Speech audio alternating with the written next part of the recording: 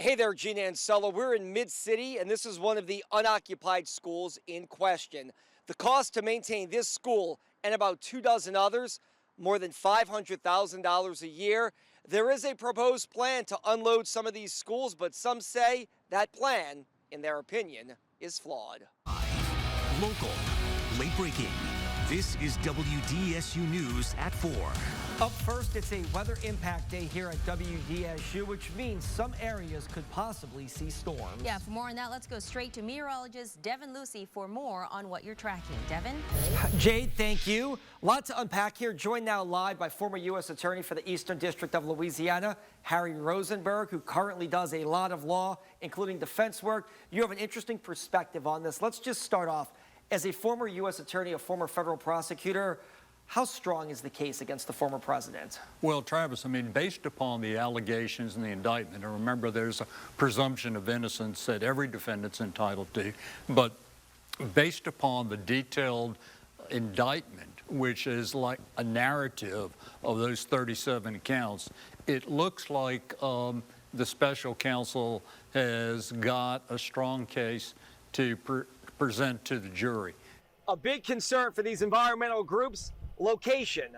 This part of Plaquemines Parish took on water back in 2005 during Hurricane Katrina and again in 2021 during Hurricane Ida. Let me ask you this. Last hour we touched on this with Ed Shervanek from UNO. John Bell in 2019 won Jefferson Parish. That was key. He also won a lot of parishes in Acadiana. It seems like those parishes are leaning Landry. If Wilson can't win those, does he have any path to victory? Well, we'll have to see. You know, Sean Wilson and Jeff Landry both hail from Acadiana. Sean has roots here in New Orleans. But again, I think you're going to see Governor Edwards also hit the ground in the runoff. And I think you'll see the tide begin to change. Yeah, really quickly, not to shift gears here, but I know Jay wanted to touch on this. We are following a lot of big races in Jefferson Parish right now. You wanted to touch on those. It's a core parish for this Southeast Louisiana. 2 at-large races, 3 district races. You have some big, bold predictions on those.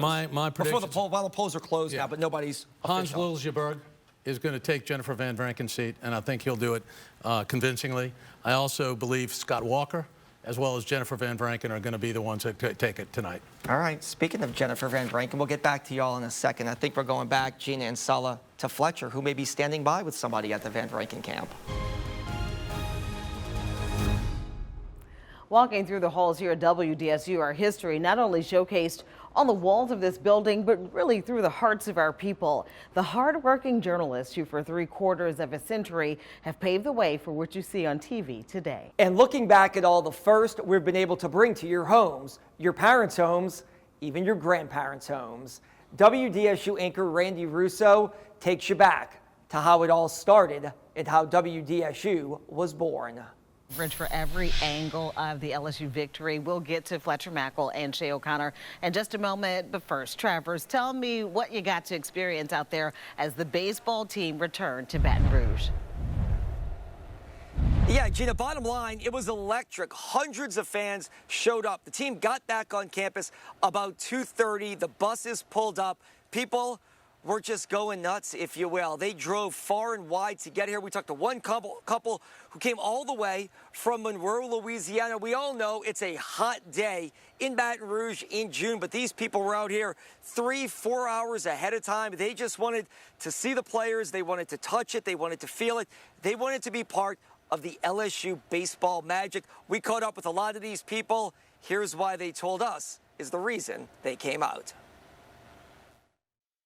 Go Tigers! What do you think about this? What does this mean for the state, for all the cities, New Orleans, Baton Rouge, Shreveport, Lafayette? Come together. That's the way Tiger fans are. Come together for one, and that's our Tiger baseball team.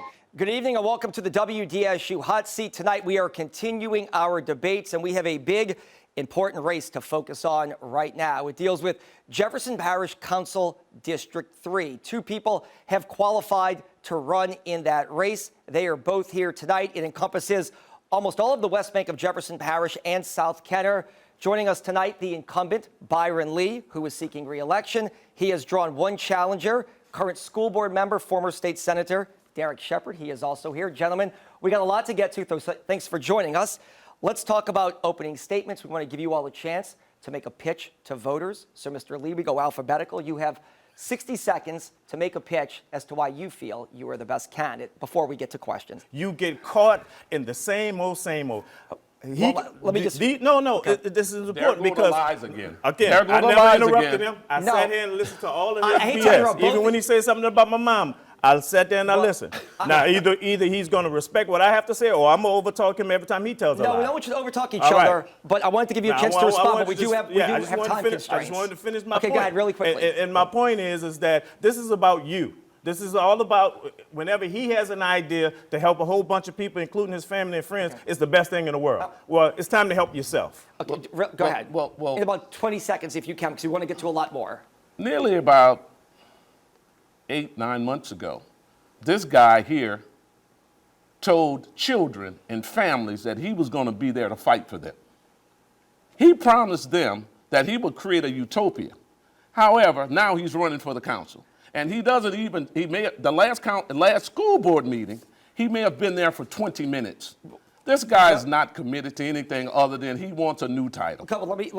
We could talk all day. We want to try to keep it civil, and I do appreciate the spirited conversation. Let me just point this out, too, for the fact you have been in office before this time. You did serve in the council. Yes, and Mr. Shepard, I know you were in the state legislature also, and now you were on the school board. So I think it's safe to say both of you all have experience in politics. And then we also went and got our medical bags. Turn around. This team of firefighters back at the scene 12 months later. Does it seem like it's been a year? It seems like it was yesterday. It really does. But it was 1 year ago that a massive EF3 tornado set its sights on St. Bernard Parish. Oh, wait. I see a tornado. This crew was on standby at a firehouse. I said, it's here. I said, it's out back. So we went out to the back balcony of the station, and it was clear as day. As soon as we opened the door, there the tornado was. This is video they shot with an iPhone. It looks like it's coming right this way, bro. We ran outside to the balcony and could see the tornado crossing our parish. So Chief Raul Valacilio and his team acted. There was reports coming over sheriff's office stating that houses were moved off their foundation, so we just jumped in the truck and started driving to the area that was damaged. First at the scene, the neighborhood impacted, Araby. The damage, extensive. I turned the corner, and the first street I turned onto, the house was in the middle of the street. And these firefighters weren't alone. I got about a block in, and you just saw devastation. These 3 sheriff's deputies were the first police at the scene, right after the tornado touched down. I can tell you, I've been doing this a long time, and you cannot focus on destruction. You have to focus at the task at hand. And I say this once, I'll say it again. You have to be at your best when the things are at absolute its worst. That means going through houses, looking for anyone trapped, and getting people to safety. Training mixed with improvising. The training's build your foundation, but every single scene is going to be something different. Their work and quick response credited with saving lives and property. Courage is not the absence of fear, right? It's the knowledge that something else is more important. And in a close-knit area like Araby, police say one thing was very obvious. But one thing you did notice was the community. They checked on each other. Like when I walked up to a house and I asked, is anybody in the house? The neighbor already knew. No, they're okay. I have them over here. Lieutenant Leander Morgan wanted to be right here 1 year ago, doing his job. If you don't have that want, you shouldn't do the job.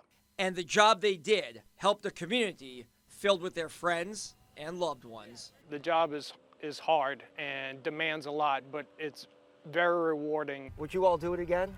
Absolutely. Yeah. Absolutely. And we might have to, unfortunately.